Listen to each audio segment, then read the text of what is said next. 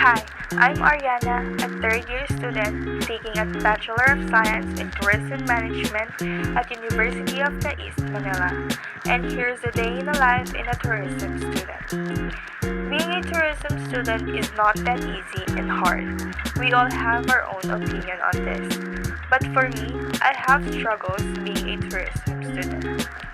First is wearing our red uniform. Alam naman natin at alam ng tourism students ang struggles na pagsusuot, lalo na pag nanggagaling tayo sa malalayong lugar. Like super hirap and ang init. And syempre, kailangan mo laging isustain ang pagiging neat and humble, lalo na when you are wearing the school uniform. Ika na nga nila, pagsuot mo ang inyong uniform, bit-bit mo ang pangalan ng school.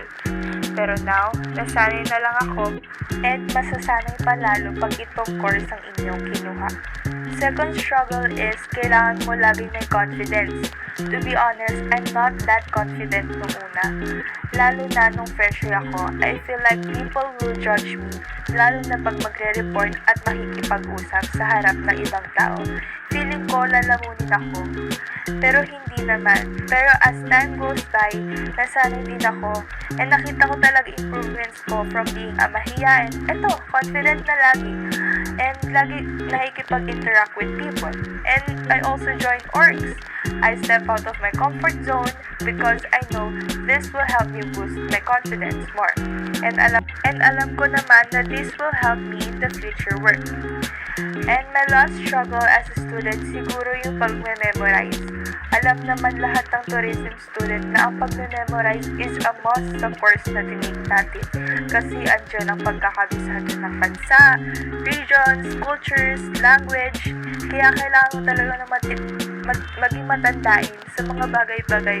Pero masasanay din kasi may makukuha tayong techniques on how to memorize on our own. Iba-iba yan. Like me, para maka-memorize, gagawa ako ng code and then memorizing ko and tatandaan ko yung keywords. And by that, natatandaan ko naman and it helped me a lot, lalo na sa mga major subs. And I think, yun lang struggles ko. Pero alam ko, marami pa tayong struggles sa course natin.